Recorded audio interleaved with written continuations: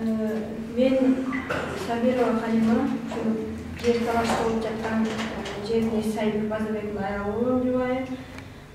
Бул биздин бул маселебиз бир Бüşек деген киши менен көптөн бери жер талашы менен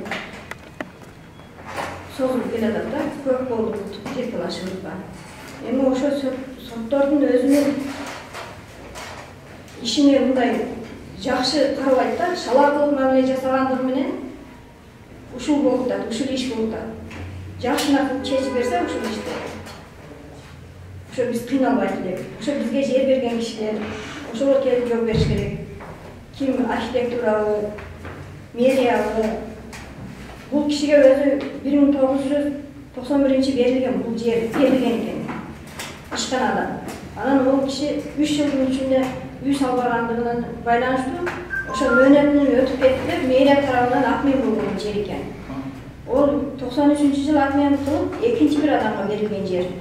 Экинчи бир адам дагы бир 3 жылдын ичинде үй салбай коюп, ошол мезгилде ушу эскертүүлөр берилген экен, алып койбоду. Ал экинчи бир адамдан дагы алып койгон жерде. 97-жылы анан кийин бизге ошо архитектурадан Мойдонов Раджак деген жер техниги бизге ошо жер адиси ошо жерди тартып берген бизге. Куруп жер. Ошо куруп жерге чекесине чатыр куруп алып, 2 балам менен кичине 1 жашар, 3 жашар балдарым менен ошо жерде жашап, ошо күзгө чейин курганбыз. Бизге айткан ушу жерди силер 3 жылдын ичинде салбасаңар, өздөрү салбасаңар, мэрия кайра өкмөт алып коет деген. Биз ошо жылы салып ошо жерде жашап, мына жашаганыбызга 21 жыл болду азыр. Эми ким жооп берет буга? Госрегистрден ого да кызыл китеп жасаган, бизге да кызыл китеп жасаган. Бизден кийин жаса берген ол кишиге госрегистр. Анан эми ол абадагы жүрөт. Силер бошотуп бересиңер бизге. Эртең 26-сында населениеге койгон дагы. Койбойт. Күйөөм нервный оор больницада жатат азыр. Эмне кылабыз? Биз кимге кайрылабыз? Кимге кайрылышыбыз керек? Эми ушул Сулайманова деген сот, мына шаардык сот ошолорго чечип берип койгон. Ошо Сайбек Базарбек өз күчү менен өзүнүн салган үйүн бошотуп берсин мына ушу Бüşек кишиге деп. Эми биз өзүбүздүн салган үйүбүздү биз өзүбүз барып ал жерде бандачылык кылып, алып тартып жер бирөөдөн тартып алып салган эмеспиз. Өкмөт берген үчүн биз ошо жерди салганбыз, ошо үйдү салганбыз. Биз өзүбүздүн салган үйүбүздү өзүбүз кантип кылабыз? Ушундай бир кабинетте отуруп алып, барып териштирүү жүргүзбөстөн ошол ишти кылып атат. Өзүнүн ишине шалаакылык мамиле жасап атат. Президенттин айткан сөздөрүнө да көңүл бурбайт алар чагындачы. Вообще көңүл бурбайт. Эми биздин кошуналарыбызды дагы ошо өткөндө силер аралашпагыла, силерди дагы бирден милицияга карматып берем, ондай мындай деп ошо сот аткаруучулар дагы коркутуп үркүтүүгө барып атат мындайча айтканда. Эми олорго дагы закон бар да. Ол Мира Рыскулова деген адвокат кыз биздин кошуналарыбызга ошондой нападение жасап, силердин ишиңер болбосун, бул биздин иш, андай мындай деп. Эми адвокат деген нерсе ол кошуналарга мисалы үчүн монтип сүйлөшкө акысы жок. Адвокат жакшына мамиле жасаш керек. Ар бир адамдын укугу болот. Жерибиздин кызыл китеби барбы? Жерибиздин кызыл китеби бар. Жерибиздин кызыл китеби мына жасаган ошо госрегистрден бизге берилген ошо. Госрегистрден бизге берилген ошо. Баары толук. Ушулар бар. Ошо жердин канча адамдын жери талашта болуп атат? Бул биз азыр биздин жер талаш болуп атат. Бул ошол акмен болгон, изята болгон убагында бул абанын жери менен кошуп дагы башка адамдардын да үй салбай өз убагында өзү сүрбөгөндүгү байланыштуу көптөгөн адамдардын немелери бар да. Анан ошолордун дагы немелери бар, документтери бар. Ошо изята болгон, бул жер алынган, эскертилген, актар түзүлүп, архитектурадан архивинен ошондой маалыматтар берген бизге. Ошол маалыматтарга карабай сотторго айтсак, соттор вообще бизди көңүл бурбайт ошо. Мындай канааттандыруусуз калтырып коюп атат. Ошончу ошону бир жерде отуруп эле чечип койбосоң бир тараптуу кылып. Мынанда эмне болгон, ананда эмне болгон деп сураш керек ошолордучу. Сиз эмне кылып жүрдүңүз? Ушу мезгилге чейин эмне кылып жүрдүңүз? Эмне үчүн үй салбадыңыз?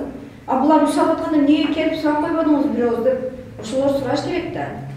Эч кимден сурабайдан кийин бир жерде отуруп алып чечим чыгара берсе, ондо сот эмнеге ал жерде отурат дейт да. Катышканга катышып атабыз, чакырганга катыша албай калдыбыз, жок болуп калдыбыз.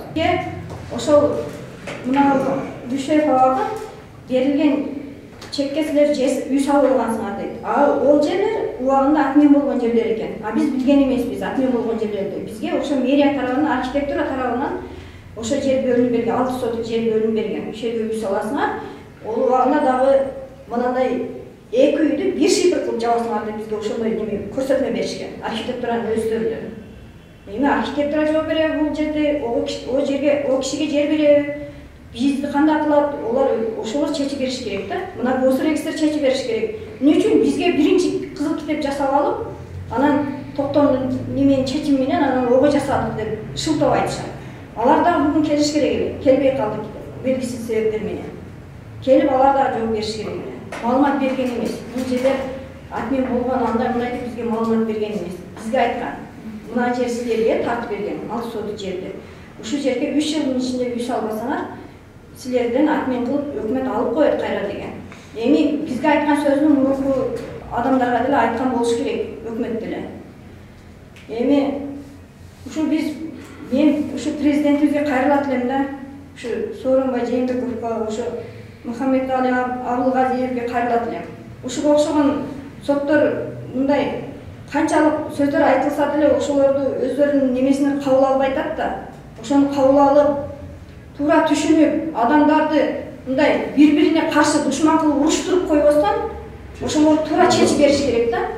Сеники анандай, сеники мынандай деп мыйзам түрүндө текшерип, өздөрү бара албаса, жардамчыларын жөнөтүп, барчы эмне болуп атат, ким жашап атат, ким коюптур, качан болуптур деп сураштырып, анан кийин ошону чечиш керек. Үйдү талашып жаткан мен агам болот, мал жеңем. Мен не демекчи, мен бул урматтуу Сооронбай Жээнбекович биздин өкмөткө кайрыларым ушундай эл катмарында болуп жаткан көйгөйлөргө көңүл бурсаңыздар, бул мен агам менен жеңем 21 жылдан бери ушул жерде үй салып, ушул жерде жашап келе жатышат. Бул 91-жылы тартылып берилген, ушул Дүйшеев деген адамга тартылып берилген экен. Андан кийин 3 жылдан кийин атмен болгондагы башка бир өзбек кишиге тартып берген да бул жерде 3 жылдан кийин. Ал 3 жылдан кийин үй салбаган үчүн андан да калгандагы мен акам менен жеңеме тартып берген бул жерде. Жапалак айыл өкмөтүнүн тарабынан.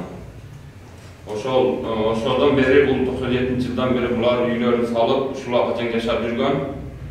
Канча жылдан кийин бул баягы Дүйшеев деген 8 жыл 10 жылдан келип талашып атат жеринчи. Менин жеримде ошо жерге ээлик кылып, соттор менен таанышкен бардыгы менен.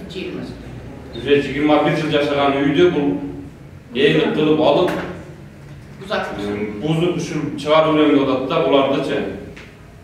Ошондо бизде соттор кандай бир тарапты карап атат дагы, эки тарапты карабай атат да. Не демекчимин, дагы бул эми биздин агабыз менен жеңебиз ушинтип эле көчөдө калып кетишеби. Жер мэрия тарабынан, же президент уяк тараптан каралабы жакшы. Ушуга көңүл бурсаңыздар, сиздерден суранып кетем. Эктин колуна дагы бул агам менен жеңеме жасалгандан кийин кызыл китепти берип, 1 жылдан кийин жасап берген. Буларга жасап бергенден кийин мына кызыл китепти 1 жылдан кийин чалга дагы ошол неме тарабынан жасап беришкен да, госрегистрден. Кандай тааныш аркылуу жасап болгон мүмкүн эмес да бир жерге эки жолу госрегистрден жасап беришкеч. Ушунун түбүнө жете албай атабыз, соттор бир тарапты карап атат, бизде эки тарапты карабай атат. Булардын арызын, муңун эч ким укпай атат да. Ушинтип буларды эртеге 26-сында сыновго коюп койгон. Сот исполнительдер канча жолу барды, булардын жүрөгүн сыгып, мен агам азыр психический неме болуп, ооруп калып ошол жерде жатат. Азыр ушу турушта. Барып көрүп келсе деле болот, ким болсо да. Биз кайрадан сотко кайрылсак, сот биздин немени канааттандырбай койгон, эч кимиз канааттандырбады. Анан быйыл дагы ошол Дүйшеев деген ага бизге мага дейт, мындай письменный түрдө эскертүү берилген эмес деди. Анан биз архитектурага бардык, архивинен алар бизге маалымат беришти. Мынабы Дүйшеевге берилген неме справка кагазы, эскертүү кагазы деди. Анан ошол жерде бүттүн немеден чыккан артыктары бар экен. Кимди снос кылды, кимди зияда кылды жерлерде. Ошолордун баардыгынын актı бар экен. Ошолорду берди. Биз ошону сотко кайрылдык. Сотко кайрылсак, шаардык соттагы, мына областной соттагы биздин ошол жаңычылган жагдайлар боюнча берилген эмебизди кароосуз калтырып койду.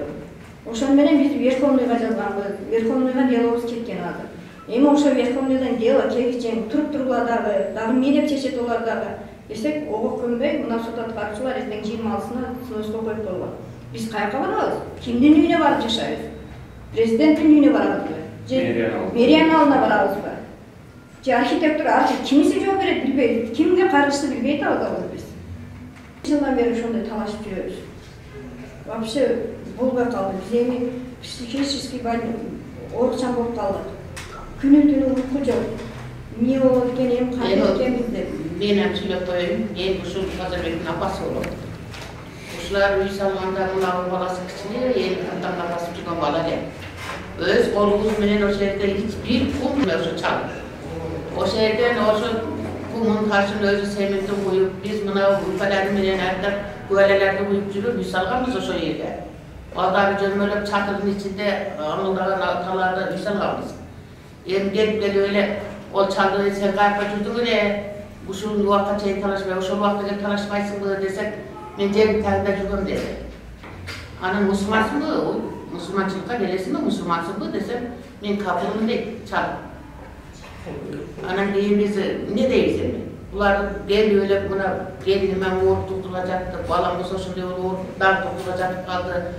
Anan barıp da uyumu uzak kopu, şikurunu uculan, ravoçlarından beri, doktorlarından beri, hemşehesinden beri apar koptu orada. Anan şunu urmatlı prezidentimiz kişisine karap verelim kendimizge. Anan biz şunu böyle beybe veçerelerde şunu bile kıstayıverse, jakşı kolunda varlardı, karayıverse jakşı olur. Emi balam olsa, eğer şu uğur jakşı olursa, bizi kanday kılavuz orada. Şu vakit eğer şu balam çöğü sığıldı, uğurup nehte uğurup kaldı.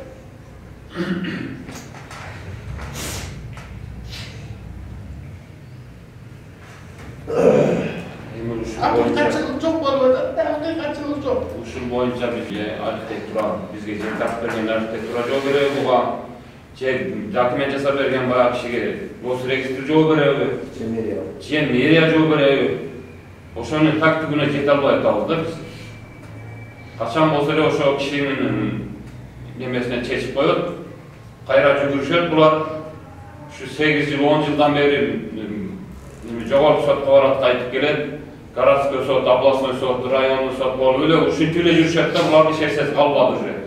Ошо салган үйүнөн башка эч нерсеси калбады да. Очау кандай адам билбейм. Же баары тааныш болуп, onun ушундай пулу көп адамбы, ушу үйлөрдү алып туруп эле, жерлерди алып бирөөдөн алып бирөөнү тартып алып эле сатып ошондой кылган адамбы билбейбиз да. Ошого бир чара көрүп берсеңиздер, биз суранып кетет элек.